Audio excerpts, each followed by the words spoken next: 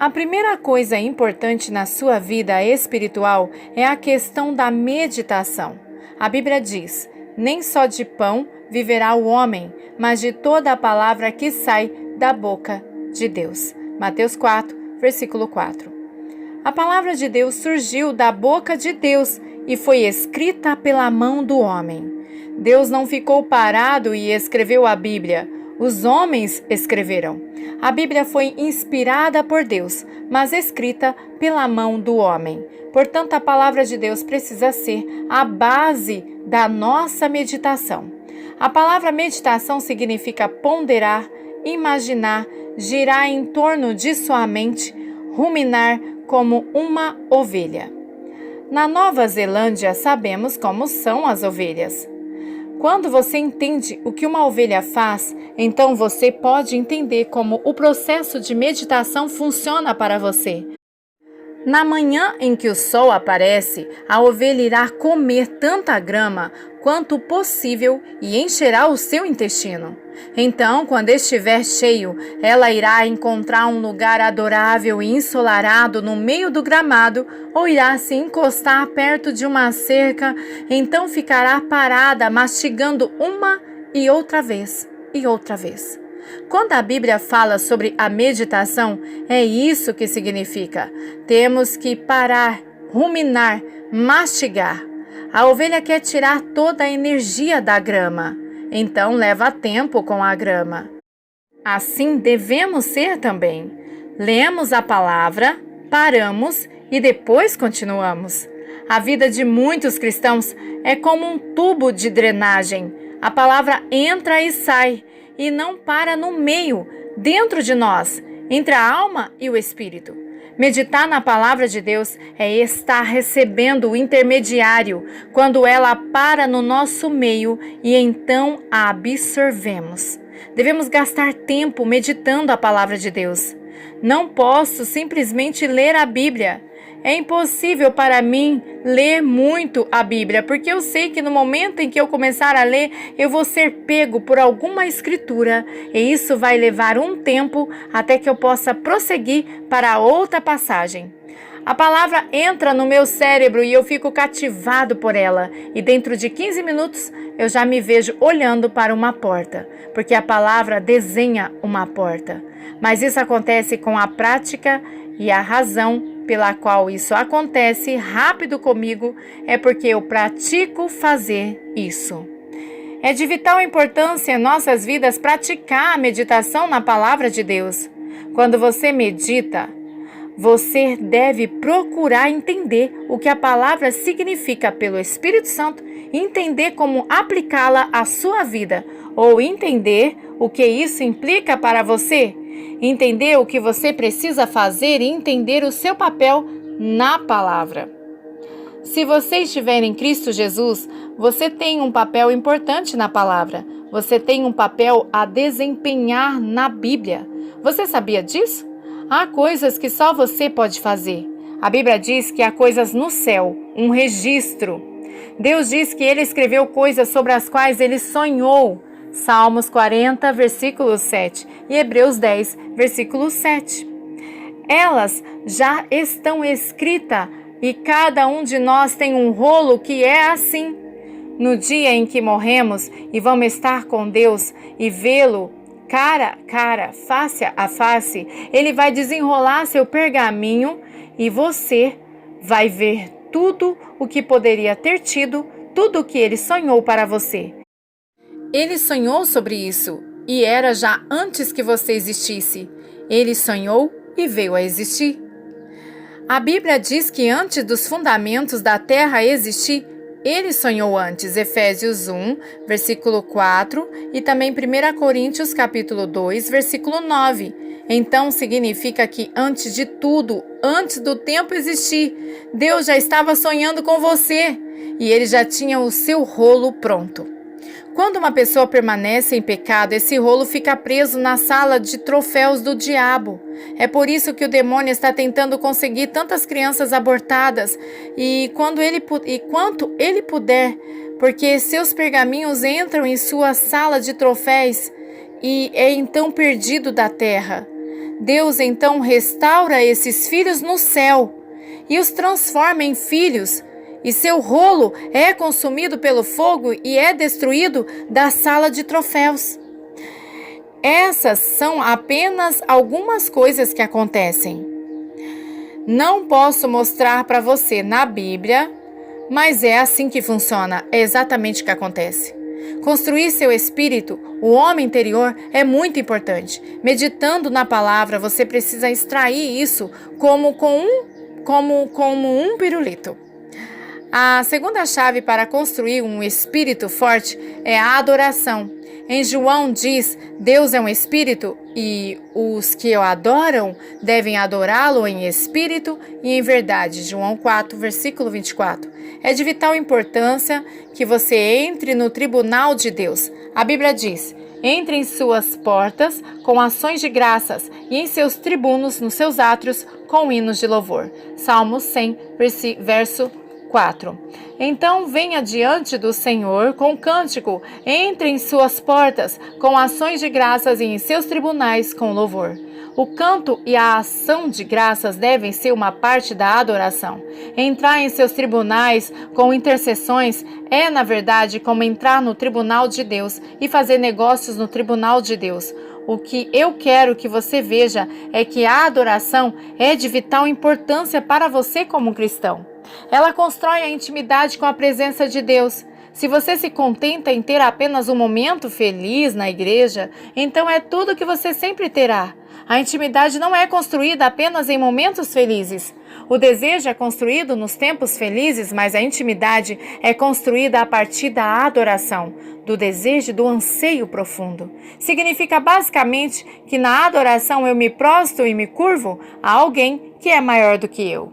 Adoração significa rendição total, absoluta. Significa que estou dando tudo o que sou a Deus em rendição. Estou me enviando, estou me entregando, estou me lançando e estou buscando a Deus para que Ele venha e me toque e preencha a minha vida e a minha entrega. É uma via de dois sentidos. Eu vou, o Senhor me toca e eu volto. Eu vou, você me toca, eu volto. É o que acontece na adoração. É provável que aconteça um encontro com a presença de Deus em adoração. Isso é muito importante na sua vida pessoal. Se você não passar tempo adorando, parte de seu espírito será profundamente inibido, porque você não estará recebendo a educação e o amor da presença de Deus em sua vida de maneira pessoal. Fico frustrado quando entro na igreja e vejo que as pessoas não adoram em casa. Eles vão vazios para ser preenchidos pela presença de Deus apenas na igreja. Eles são muito preguiçosos e não adoram em casa. E por isso, eles não podem trazer a presença de Deus para preencher a atmosfera da igreja. A primeira parte, quando as pessoas vão para a igreja e logo querem sair da atmosfera, isso é o lado carnal. Isso é natural. Essa é a alma que quer dominar e porque a alma já foi alimentada, é isso que você obtém. É por isso que você não pode simplesmente ter momentos felizes na alma. Você precisa ter uma adoração forte que a sua alma usa para envolver Deus, então você terá intimidade no espírito que constrói um relacionamento com Deus. Há uma diferença entre envolver alguém e conhecê-lo, abraçá-lo e dizer-lhe que o ama. Essa é a diferença entre o que a adoração faz e o que é um tempo feliz. Você pode ver a diferença? É muito importante para nós ter um equilíbrio disso em nossa vida espiritual. E em seu tempo pessoal, é muito importante passar o tempo perseguindo agressivamente Deus em adoração e depois entregando-se ternamente a Ele em adoração. A adoração é uma parte vital de nossa vida como cristão para crescer no Espírito. Devemos adorar com o nosso espírito. A concordância de Strong faz referência a João 4:24 para adorar em espírito e em verdade. E a palavra verdade é dada como sem ocultar ou esconder nada. Isso significa que eu posso vir com todo o meu lixo, qualquer coisa que pode não agradar a Deus, eu posso ir até ele e posso lançá-lo aos seus pés para ser queimado e destruído. No momento em que você vai até ele, você é transformado apenas subindo lá. Você não só carrega o que você tem no reino do céu, você se torna quem você realmente é quando você entra no reino do céu. Isso significa que quando eu entrar no reino do céu, eu me transformo em quem eu sou, o que é algo totalmente diferente do que sou agora. É por isso que posso chegar corajosamente, confiantemente, porque a sua glória em mim me transforma na imagem do Filho, o que me permite apresentar-me diante dele. É por isso que a adoração é importante, porque é um processo de transformação e mudança dentro de nós. É uma entrega, uma rendição. Isaías diz: os que esperam no Senhor renovarão a força deles. Eles subirão com asas como águias, correrão e não se cansarão, e andarão e não desfalecerão. Isaías 40, versículo 31. Lembro-me de estar no Espírito um dia, quando atravessei uma porta e estava de pé na beira deste precipício, e não havia nada na minha frente, exceto que eu podia ouvir um dos espíritos do céu soprando o vento. Eu sabia o que era porque eu estava meditando em montar em asas como uma águia. Eu tinha feito um estudo sobre águias e a maneira como elas sentem o vento embaixo delas, pela manhã, para que elas possam se levantar no vento. Lembro-me de estar na beira e não tinha nada na minha frente, exceto que eu podia ouvir o vento soprar e podia sentir que estava chegando. Lembro-me de ficar com os braços estendidos como uma águia, esperando para sentir o vento soprar sobre mim, e aconteceu. Eu me perdi totalmente por cerca de 1h30, apenas sendo levado pela glória e pelo vento, pelo ruach de Deus. Aconteceu novamente à noite, e tem experiências que são simplesmente maravilhosas. Nós devemos tê-las. É disso que nossa vida se trata. Você precisa esperar em Deus. A palavra esperar é uma palavra interessante no original, porque significa se unir com torção ou entrelaçar-se. Quando você está esperando Deus em um lugar de adoração, você está se unindo à sua natureza. Você está se entregando ao seu caráter. Você está se entregando dentro e ao redor de sua glória e da sua presença, e você se torna um com Ele. A Bíblia diz: mas a pessoa que está unida ao Senhor se torna um espírito com Ele. 1 Coríntios capítulo 6, versículo 17.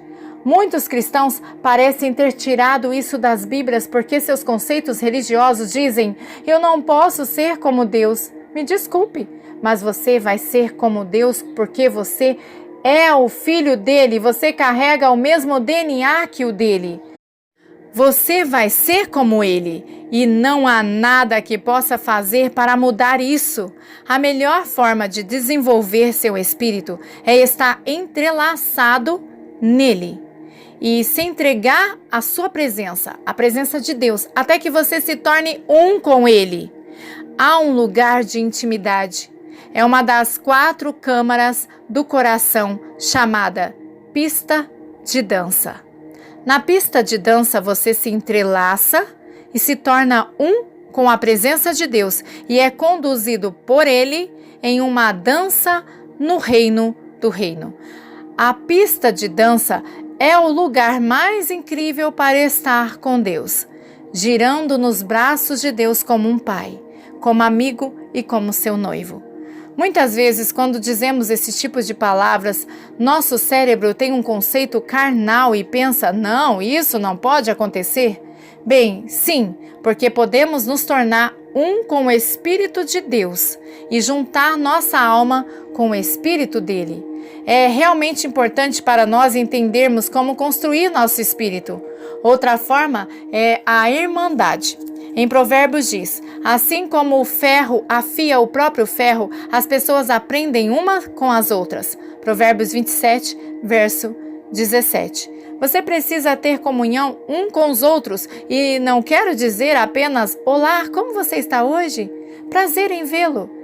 Isso não é ter companheirismo, isso é apenas dizer oi. Amizade significa se familiarizar com alguém. Oi, como está indo, Jenny? Diga-me, o que está acontecendo no espírito? E etc. É assim que você se familiariza. Quando você está familiarizado com alguém, você pode amar ele. Fica simples.